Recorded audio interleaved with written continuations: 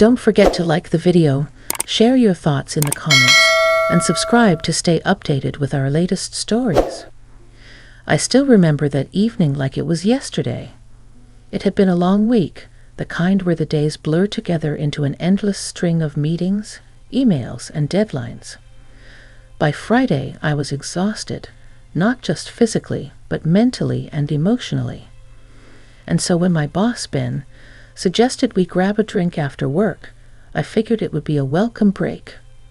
I'd never imagined that night would change everything. I'd worked with Ben for years, but we never really hung out outside the office. He was always the polished, professional type, his business suit perfectly pressed, his hair neatly combed. At 45, I was a few years older than him, but I'd always respected him for his quiet confidence and sharp mind. He was approachable, but not the kind of guy to share personal details. That was the first thing that felt off that night. We met at a small, quiet bar near the office. The kind of place where you could have a conversation without shouting over the noise of other patrons. It was dimly lit, the air thick with the scent of aged whiskey and leather. A few other people dotted the tables, but it wasn't crowded, just the kind of place for a relaxed drink. I ordered a glass of red wine, and Ben went for his usual, a whiskey neat. As we clinked glasses, I could feel a slight tension between us.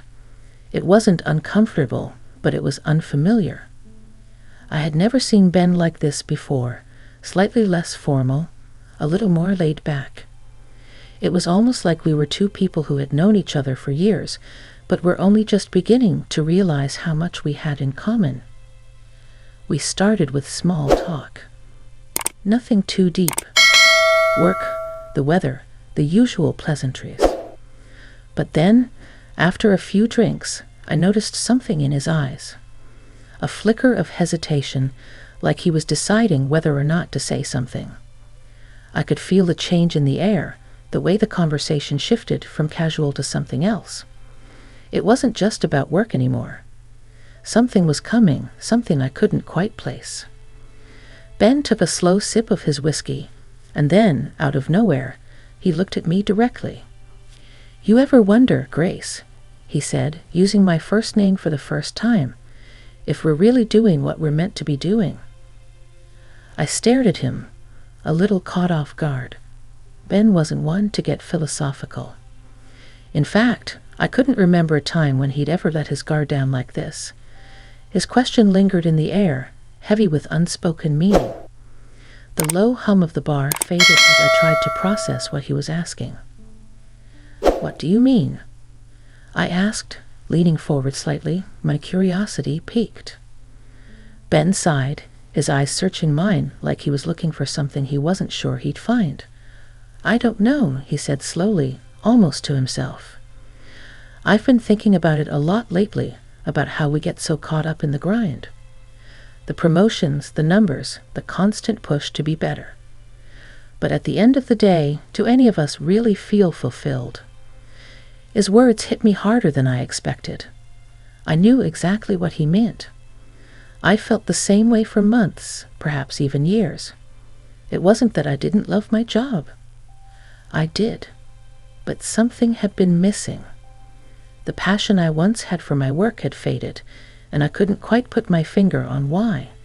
Maybe it was the constant pressure, or maybe it was that feeling of being stuck in a loop, going through the motions without any real sense of purpose. I was about to say something in response, but Ben raised his hand, silencing me.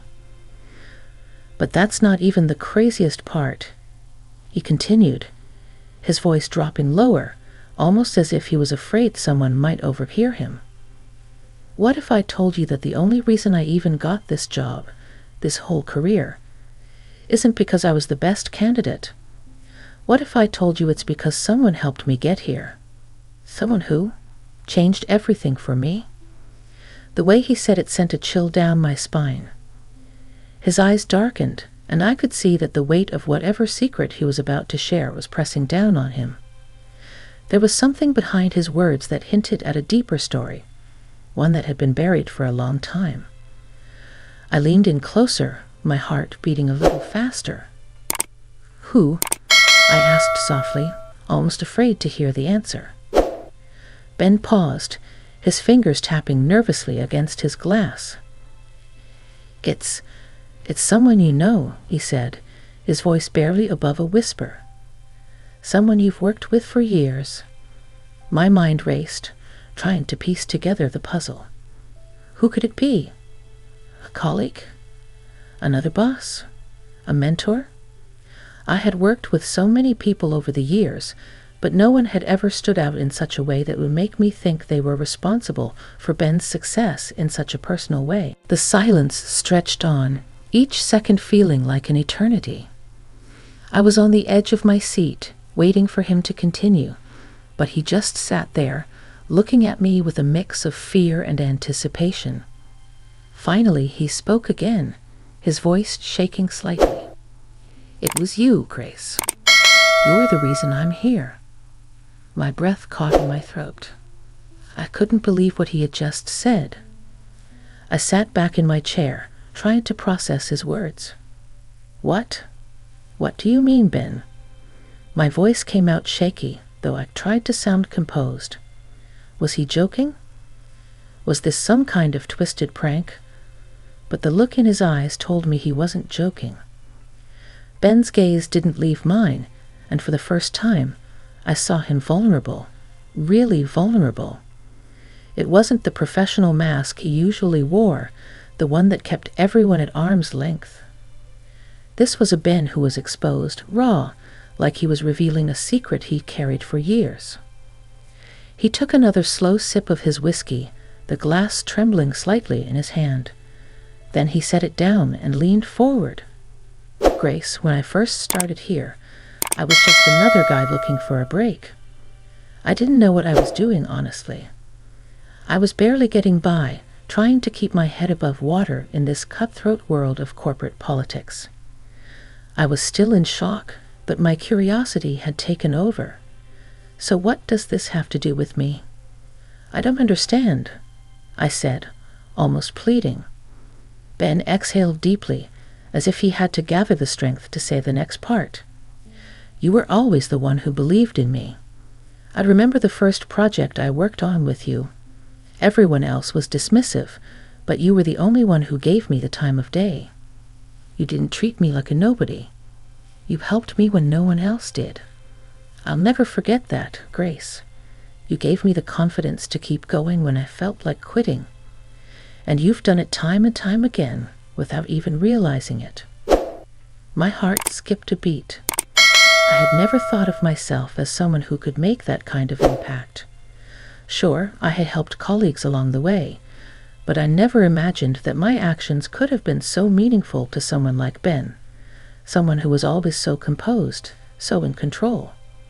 "Ben, I began, but he held up a hand to stop me. "I know you're probably shocked, Grace. Hell, I was too when I realized it. But it's true. Every time I wanted to give up, every time I doubted myself, you were there. You were the one who kept me grounded, kept me believing that I had something to offer this company."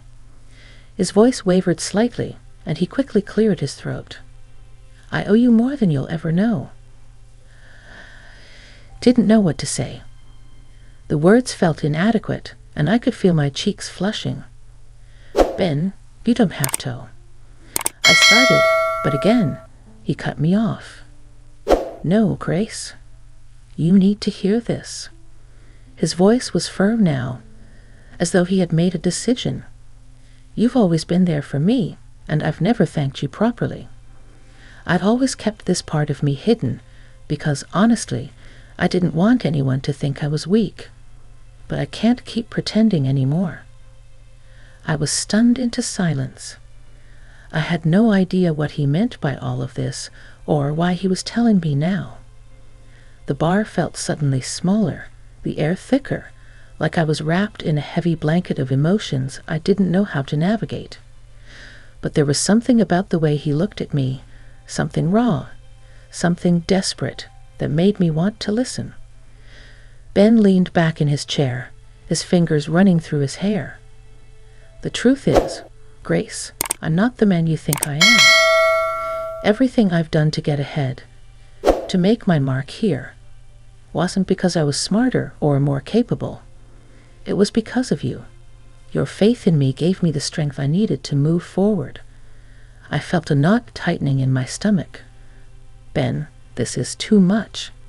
You don't owe me anything, I said, my voice trembling despite my efforts to remain calm. But Ben shook his head. I do, and I need you to understand something.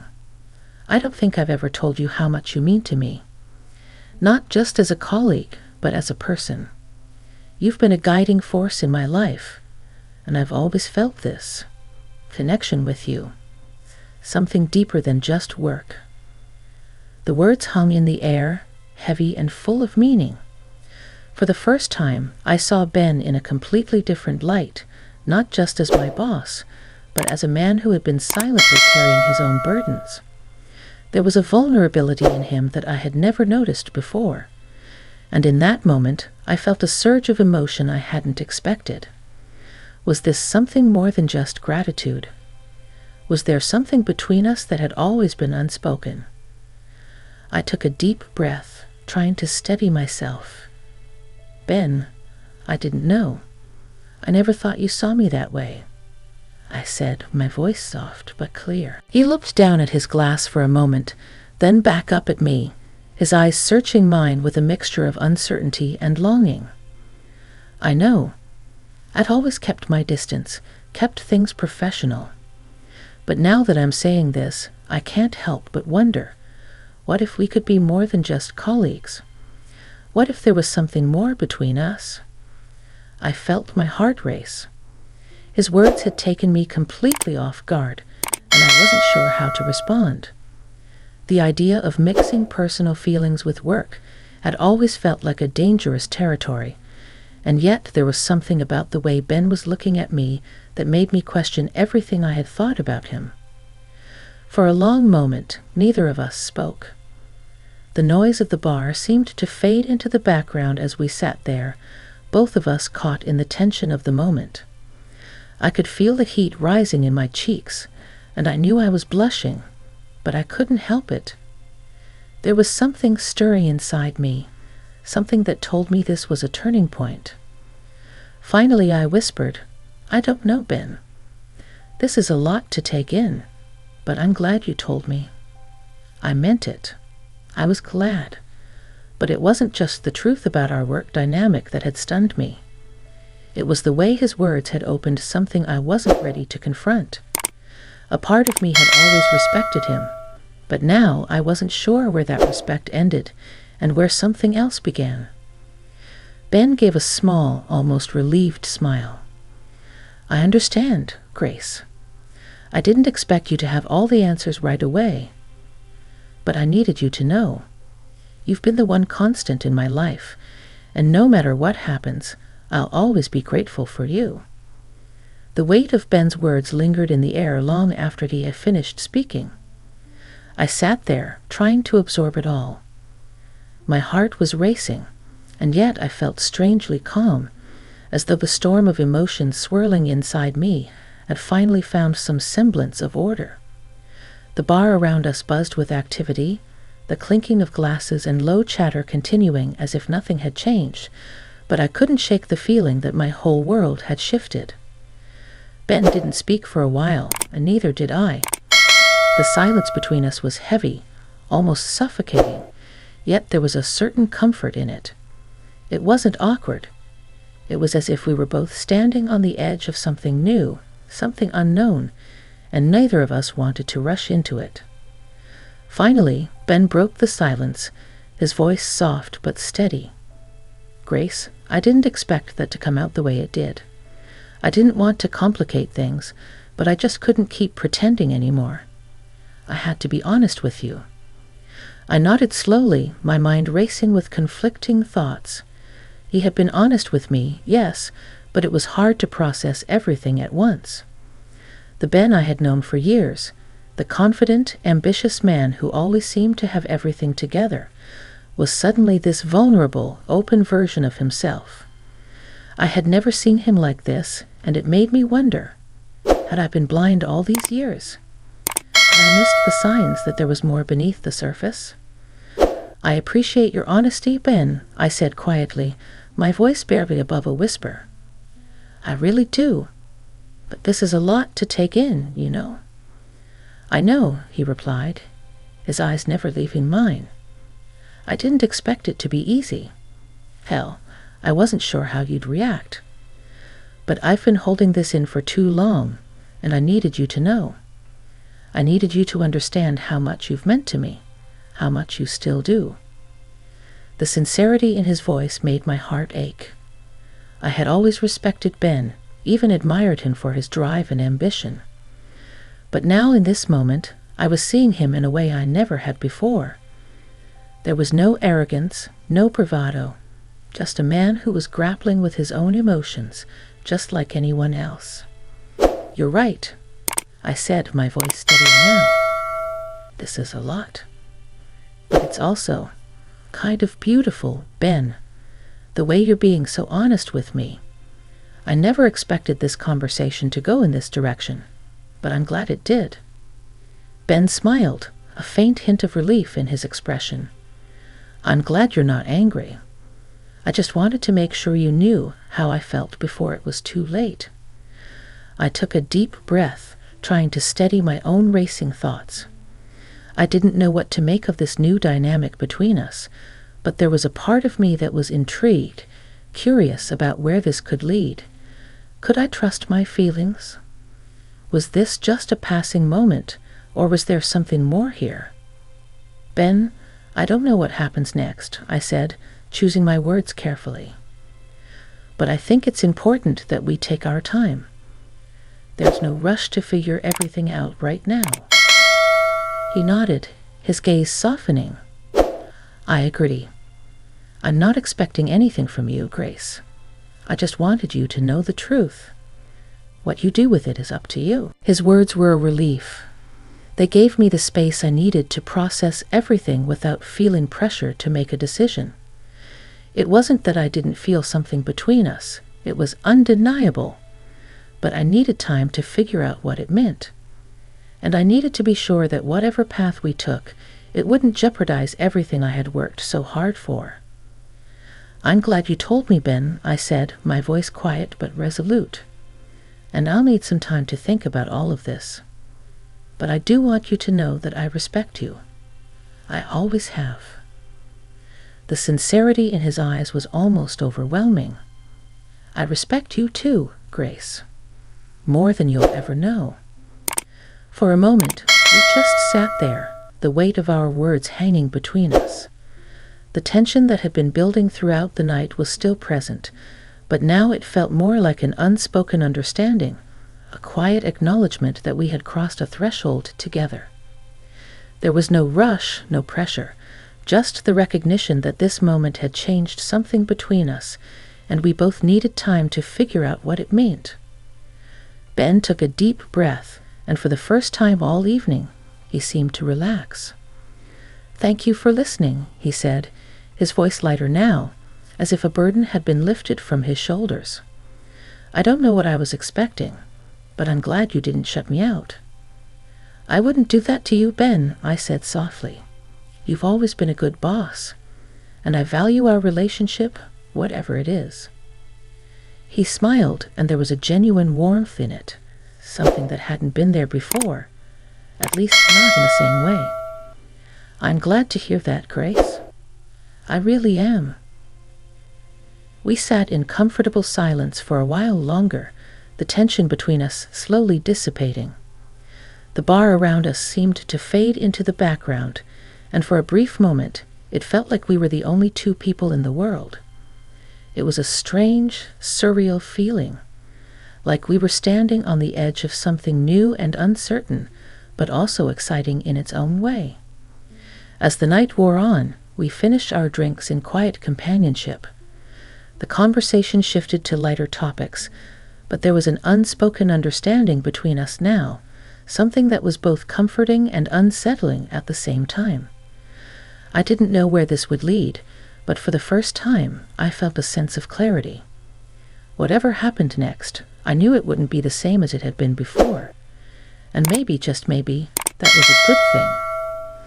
The weeks that followed that night with Ben felt like a strange mix of clarity and confusion. The tension between us had shifted, but it hadn't disappeared entirely. Every interaction at work was now laced with a subtle undercurrent, like a quiet hum in the background that we both felt but didn't always acknowledge. Ben had been respectful, giving me the space I needed, but it was clear that things had changed between us. And as much as I tried to ignore it, I couldn't shake the feeling that we were on the brink of something new, something that neither of us had anticipated. But then, one morning, as I walked into the office, I found myself face to face with Ben in the hallway. He was standing there, looking as calm and collected as ever, but I could see something in his eyes, a flicker of something I couldn't quite place. "Grace," he said, his voice warm but serious. "Can we talk for a minute?" I felt my heart skip a beat. There was no avoiding it now. The moment I had been putting off had finally arrived. I nodded, silently following him to his office, my mind racing. What was he going to say? What did this all mean? Once we were inside, Ben shut the door behind us, and for a brief moment there was a heavy silence. He sat behind his desk, gesturing for me to take a seat across from him. The air between us felt thick with unspoken words, but this time I wasn't afraid. There was a sense of calm in me now, a quiet certainty that had settled over me ever since that night at the bar. "Grace," Ben began, his tone steady but with a trace of vulnerability. "I've been thinking a lot about what happened between us, about everything I told you, and I just want to make sure that we're on the same page. I know this is a complicated situation, but I don't want to lose what we have, whether it's as colleagues or something more." I met his gaze, taking a deep breath. His words were sincere, but I could sense the uncertainty beneath them. He was just as unsure of the future as I was, and that gave me some comfort. It wasn't just me who was navigating this unknown territory. "I've been thinking a lot too, Ben," I said, my voice soft but firm. "And I've realized something important. What you told me, that wasn't just a confession. It was a turning point, for both of us. But that doesn't mean we need to rush into anything."